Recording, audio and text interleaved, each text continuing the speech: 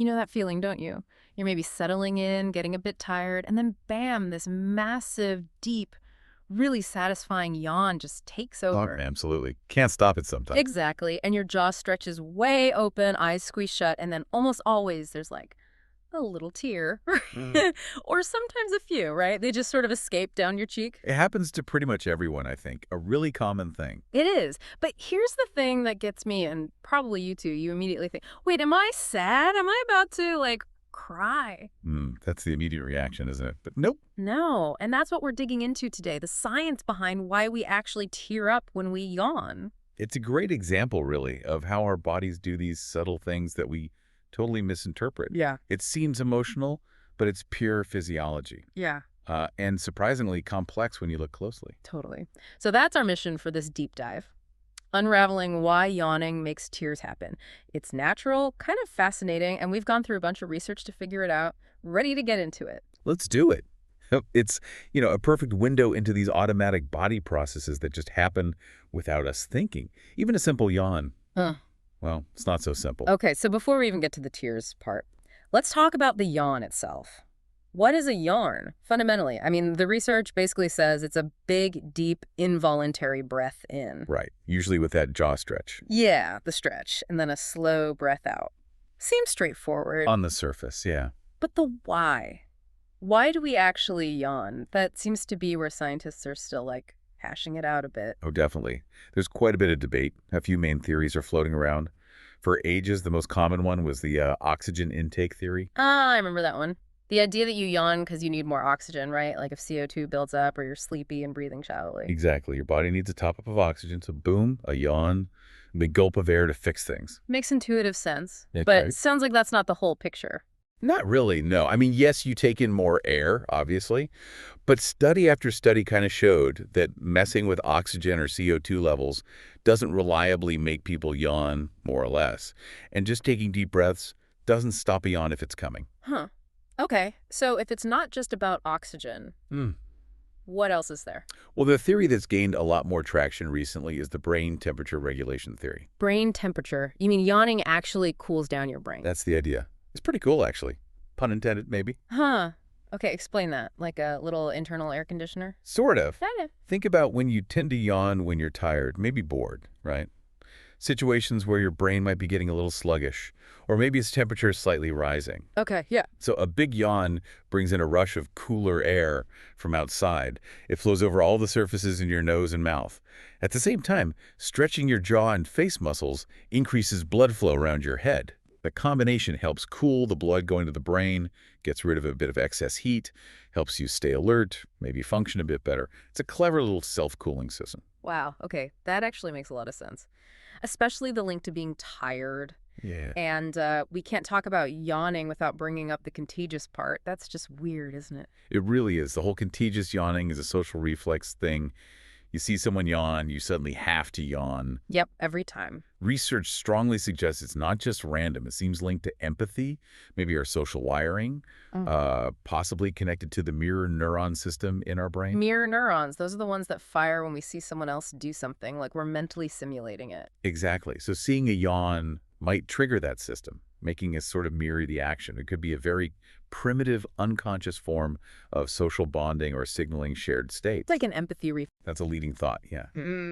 It's often stronger between people who are emotionally close, family, friends. So it might be this subtle way our bodies connect us. It just shows. Even something as basic as a yawn, it's way more intricate than we think. Physiology, temperature control, maybe even social cues packed into one action.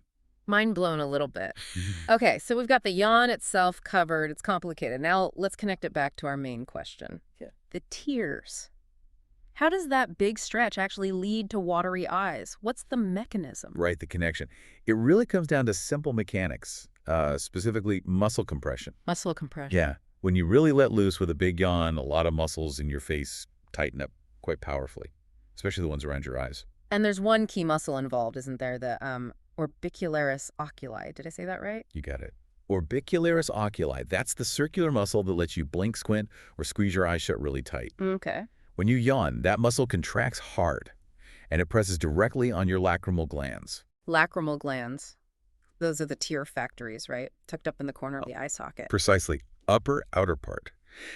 They're constantly producing a baseline level of tears to keep your eyes moist. Yeah. So when the orbicularis oculi muscle squeezes down during a yawn, It physically squishes the glands, like squeezing a little spun, and out come the tears. that's a perfect analogy. The pressure just pushes out a bit of the tear fluid that's already there in the gland or its ducts.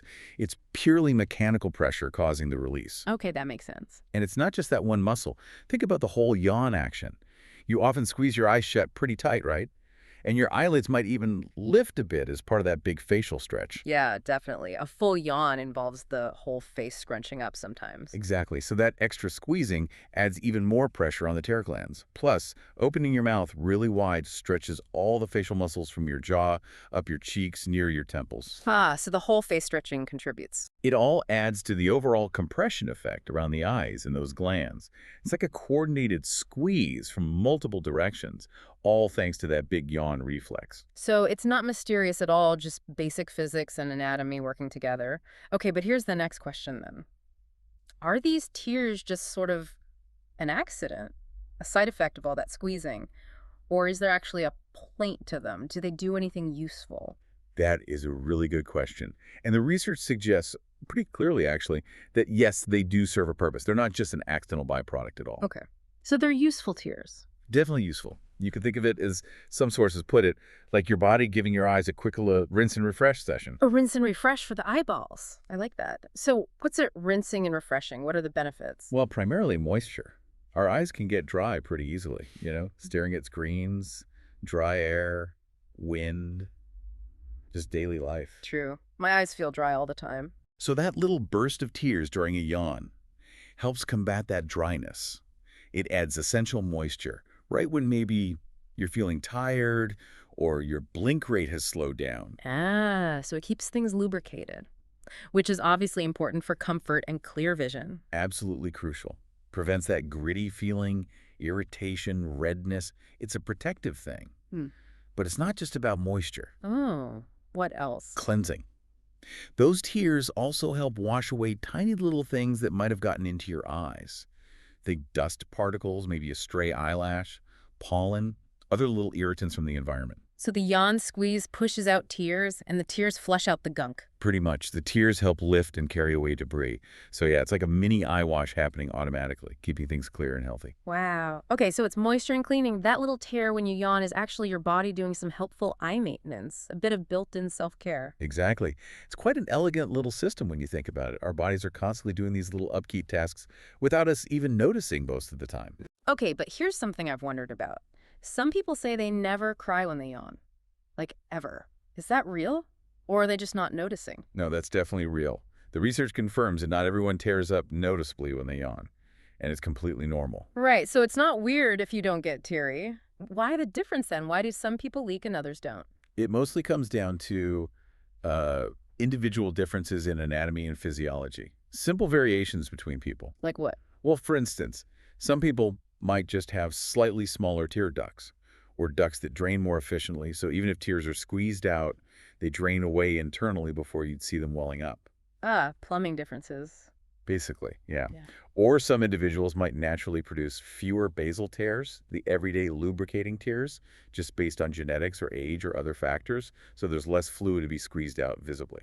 So the amount can just vary a lot from person to person. Hugely. Some might get a proper little stream, others maybe just feel a slight wetness, and some notice nothing at all. Okay, so if you're listening and you're one of the non-tearers, don't worry about it. Science says you're perfectly normal. Your face mechanics or tear glands just work a bit differently. Exactly right. It's just part of the normal range of how human bodies work. Mhm. The underlying function of keeping the eye healthy is still happening, even if the visible tears aren't part of your personal yawn experience. Man, this has been fascinating. We started with a simple yawn and ended up talking about brain cooling, mirror neurons, facial mechanics, eye hydration. It really shows you, doesn't it, how interconnected and ingeniously designed our bodies are. Even the smallest reflexes often have layers of purpose. Totally. So let's just wrap this up clearly for everyone listening.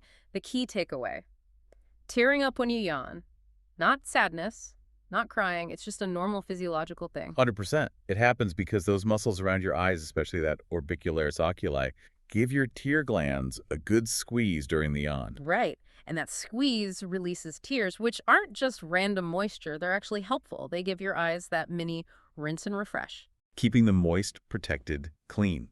A subtle but effective bit of built-in maintenance. It really is quite clever.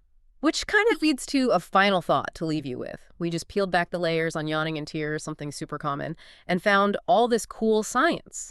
So what other everyday body things do you just take for granted? Like hiccups or goosebumps or why your stomach rumbles? Makes you wonder, right? What other simple reflexes have these hidden, complex stories waiting underneath? That's a great question to ponder. There's probably a fascinating scientific reason for almost everything our bodies do. Keep those eyes and your curiosity wide open.